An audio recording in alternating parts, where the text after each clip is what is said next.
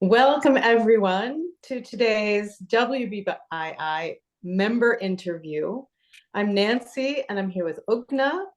And today we are very happy to welcome Marjolein van der Kruk. She's a coach. Her business is called Be Your Own Best Friend Forever. And I'll just start off by saying welcome. And we'd love just to hear from you, who you are, what your business is about, and also what led you to start your business. We'd love to hear all of those things. So take it away. Thank you so much, Nancy and Ugna. It's a pleasure to be here. So my name is Marjolein. I was born and raised in Paris, but my parents are Dutch, so I'm officially Dutch. I've been living in the Netherlands for many years. I've studied abroad, also in France, Singapore, San Francisco. So I consider myself an international woman. Other than being a coach, I'm a very proud mom of a 19-year-old daughter who is studying in Ireland, which means that I'm officially an empty nester. And yet I don't like the term empty nester, so I have reframed it for myself. I'm a bird launcher, so I've launched the bird out of the nest. And that says a little bit about who I am as a coach. I love this capability to reframe, like having the mental agility to see things from a different perspective. Anyway, that's a little sidestep. I'm currently creating my best life, which is being a digital nomad, which is doing what I love, which is coach woman, and at the same time travel the world, because I just absolutely love doing that.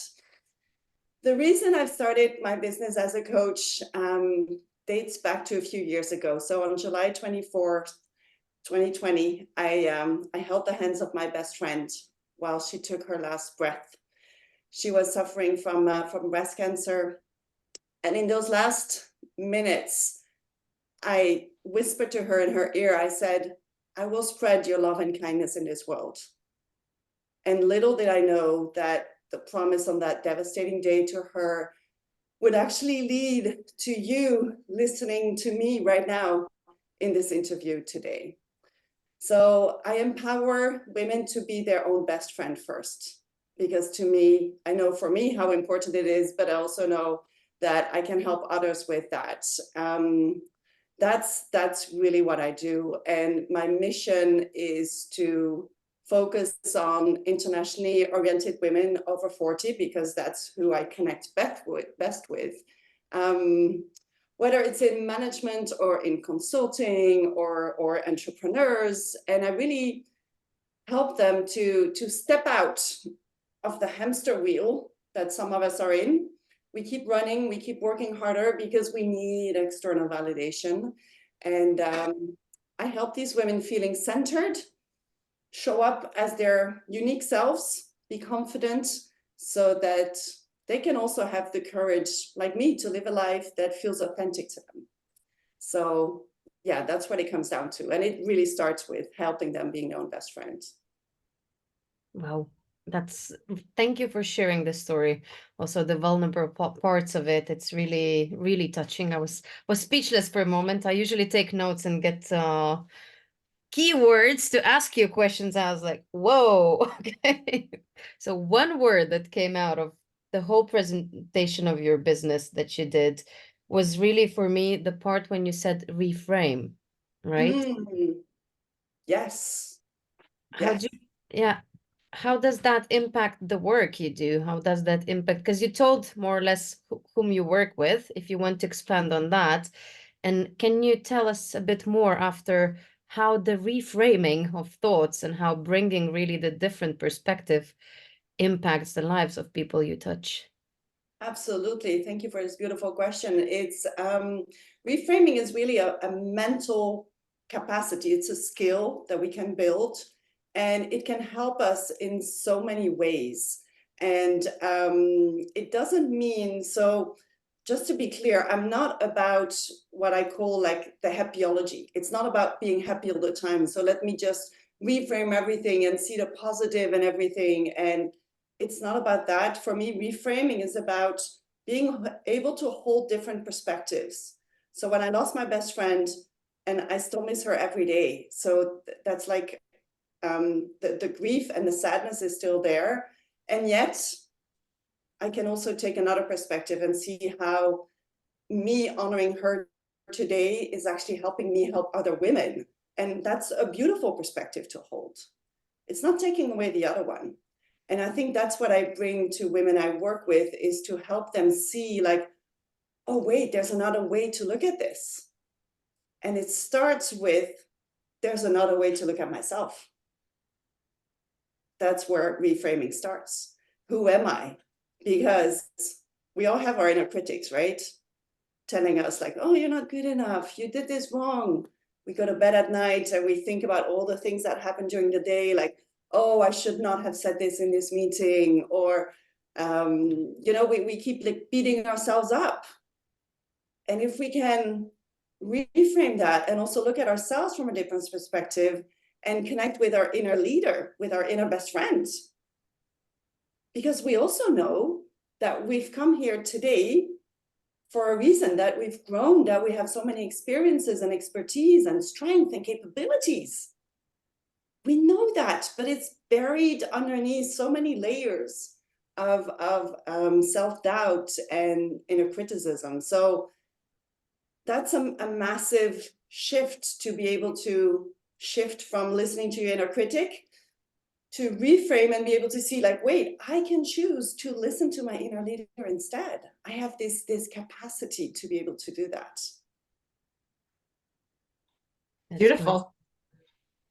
It's a very powerful gift you bring. Thank To those- you. Thank you. Yeah. I have So it. who, Yeah. go ahead. I was just sorry, Nancy. I was just really curious when you were talking, because sometimes the self-doubts and the critics are so strong. Have you met people in your work that really struggle to find the inner leader, that go like, whoops, no, it's not there, can't be found? Absolutely, definitely. I think for everyone I work with, because the more you try to connect with your inner leader, the more your inner critic comes up. And it makes you doubt yourself again, you procrastinate, you don't do the things you really want to do, you're being a smaller version of yourself. And really, you're missing out on your best self, and other people are missing out on your best self too. So again, like with Reframe, holding both perspectives, I don't want to silence the inner critic. You'll never be able to silence your inner critic. That's the bad news. The good news, your mind is like a radio channel. You can choose which channel to listen to. And you can also turn down the volume or turn up the volume. And that's what I help women with. I help them see that the inner critic is just a part of them. And it's important to acknowledge it. And I actually help them befriend their inner critic. Yeah. Because your inner critic is trying to protect you. It's there for a reason. Only Right. it's not always protecting. It takes over too much. Exactly. Yeah, it takes over too much. Absolutely that. So I help them see, and I help them connect with their inner leader, and it always works, even if their inner critic comes up. It's this skill that you need to build to be able to literally sometimes say out loud, thank you, inner critic, I'm done with you, because I know you're not serving me right now. And then doing all the work, the internal work, which is hard work, let's be honest, of finding your strength and learning to celebrate yourself. If there's one thing you take from this interview, everyone, just celebrate yourself every day. At the end of the day, just write, what am I celebrating myself for? Even if it was just getting out of bed today, or maybe it was picking up for yourself at the meeting, or reaching out to the client and having the call that you were scared of doing. So yeah. Amazing. Great. Thank you, Marjolein. I don't know if you would like to add something more about the clients who come to you. If you feel at this point, we've heard them a lot of what you do, how you do it. Maybe just as the last question to clarify on the clients that come to you, the clients that you feel connected to, as you said, because you've already talked about it, but maybe it's nice to have a resume of it. Absolutely. So it's indeed women, and we all have that, but women who question themselves, for whom their normal way of being is beating themselves up, being hard on themselves. Women sometimes come to me because not so much they're aware of their self-doubt, but they say like, I'm so done with overeating, or I scroll on social media way too long. You know, they discovered that they're having those coping mechanisms that are really not healthy for them, sometimes physically not unhealthy, and sometimes emotionally. And actually doing the work, they discover it's because they always beat themselves up. So sometimes they just need to escape that and soothe themselves in different ways. Usually they're women who are really harsh on themselves. And when I tell them, be kind to yourself, they're like, kind to myself? No, I'll be kind to others and I'll take care of others. But they find it hard to take care of themselves, let alone prioritizing themselves. They often are people pleasers, like they want to please other people. They don't want to disappoint them because that's like a no-go. And basically they disappoint themselves. And the women I work with often tell me that they're not fulfilled in their lives. Like their lives is okay, but there are many more dreams. Like I helped a woman start writing a poetry book that was in her mind for so long. I helped someone actually go for the job interview with her confident self instead of, will they like me or not? Or will I be good enough? She was like, are they going to be good enough for me? And she got the job. So yeah, those are kind of examples of the women I work with, and and the fulfilled work that I do to really help them become unstoppable, because that's how I call my one-on-one coaching program.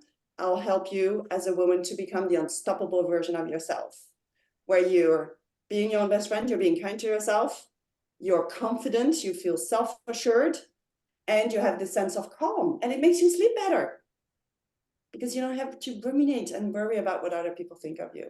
So that's it. Be your unstoppable self.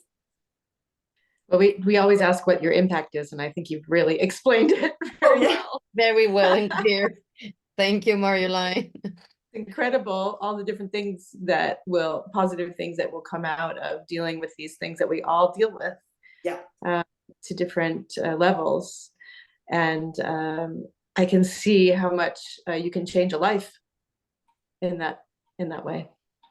True. Thank you for seeing that. And sometimes it's little things, right? It doesn't have to be like life completely transforming your life, but it can be having the hard discussion with someone, a loved one, for example, in a relationship, that you feel you really need to share what's on your heart. Anyway, I could talk about this for hours. I mean, I do. That's great. Thank you for sharing all of your knowledge too with us today, and telling us more about your business. And I would like just to say, why don't we just go celebrate? Find that one thing to celebrate today. Absolutely. We take your advice with us. Good, wonderful, thank you. And if anyone is like curious and interested, you can always book a one-on-one inner leadership call with me, because that's the work I do. I connect to your inner leader, so I call it inner leadership work. So can always book that call. The link will be somewhere in the notes. Great. Thank you again. Thank you. Thank you. Thank you. Bye.